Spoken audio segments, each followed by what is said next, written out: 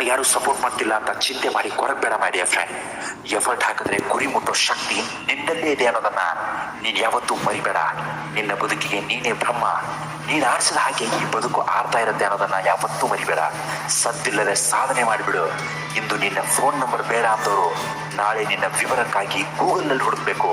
ಕಿತ್ತು ತಿನ್ನುವ ಪ್ರತನವೇ ಬಂದರೂ ಹಂಚಿ ತಿನ್ನುವ ಸಿರಿತನವನ್ನು ಮಾತ್ರ ಯಾವತ್ತೂ ಮರಿಬೇಡ. ಆತ್ಮವಿಶ್ವಾಸ ಹೊಂದಿದ್ರೆ ಎಂತಹ ಪರಿಸ್ಥಿತಿಯಲ್ಲೂ ತಲೆ ಎತ್ತಿ ನಿಲ್ಲಬಹುದು. ಬದುಕಿಗೆ ನನಗೊಬ್ಬ ಒಳ್ಳೆಯ ಗುರು ಇಲ್ಲ ಅಂದ್ಕೋಬೇಡಿ. ನಾವು ಮಾಡೋ ತಪ್ಪುಗಳೇ ಎಷ್ಟೋ ಒಳ್ಳೆಯ ಪಾಠಗಳನ್ನು ನಮಗೆ ಕಲಿಸುತ್ತೆ. ಕಠಿಣ ಪರಿಶ್ರಮ ಮತ್ತು ಆತ್ಮವಿಶ್ವಾಸ ಎಂಬುದು ನಿಮಗೆ ಸದಾಕಾಲ ಯಶಸ್ಸನ್ನೇ ಗಳಿಸಿಕೊಡುತ್ತೆ. ಕಷ್ಟ ಮತ್ತು ಸಮಸ್ಯೆಗಳಿಗೆ ಎರಡು ಔಷಧಿಗಳು ಸದಾ ಕಾಯ್ತಾ ಇರುತ್ತೆ. ಒಂದು ದುಡಿಮೆ, ಮತ್ತೊಂದು ತಾಳ್ಮೆ. ಅತಿಯಾಗಿ ಯೋಚನೆ ಮಾಡೋದನ್ನ ಎಂದಿಗೂ ಬಿಟ್ಬಿಡು. ಜೀವನದಲ್ಲಿ ಏನಾಗುತ್ತದೆಯೋ ಆಗ್ಲಿ ಅಂತ ಮುಂದೆ ಸಾಕು.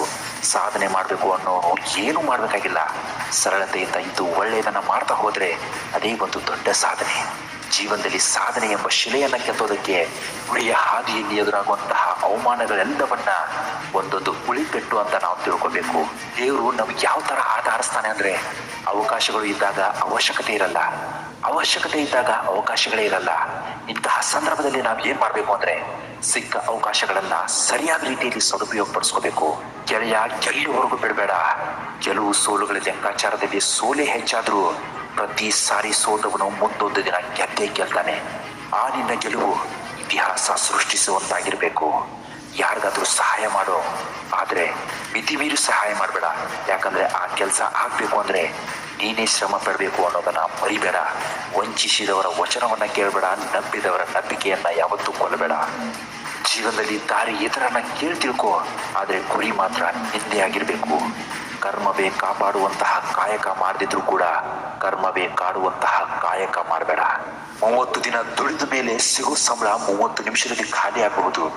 ಆ ಸಂಬಳ ನೋಡಿದವ್ರಿಗೆ ನಗು ಬರೆಸತ್ತೆ. ದುಡ್ಡಿರೋನ್ಗೆ ದುಡಿತಿರೋನ್ಗೆ ಬದುಕೋದನ್ನ ಕಲಿಸತ್ತೆ.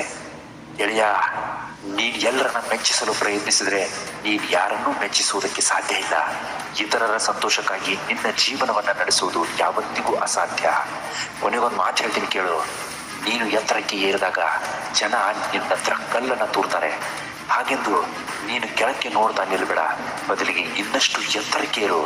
ಆಗ ಆ ಕಲ್ಲುಗಳು ನಿನಗೆ ತಾಗೋದೇ ಇಲ್ಲ. ಇಂತಹ ಮತ್ತೊಂದು ಕಂಟೆಂಟ್ ತಗೊಂಡು ನಾಳೆ ನಿಮ್ಮ ಮುಂದೆ ತಮ್ಮದೇ ಹಾಜರಾಗಿರ್ತೀನಿ. ಚಾನಲ್ ಒಂದು ವೇಳೆ ನೀವು ಸಬ್ಸ್ಕ್ರೈಬ್ ಮಾಡಿಲ್ಲ ಅಂದರೆ ದಯವಿಟ್ಟು ಸಬ್ಸ್ಕ್ರೈಬ್ ಮಾಡ್ಕೊಳ್ಳೋದನ್ನ ಮಾತ್ರ ಮರಿಬೇಡಿ. This is Yuvraj signing off the day. ನಮಸ್ಕಾರ, ಎಲ್ರಿಗೂ ಒಳ್ಳೆಯದು.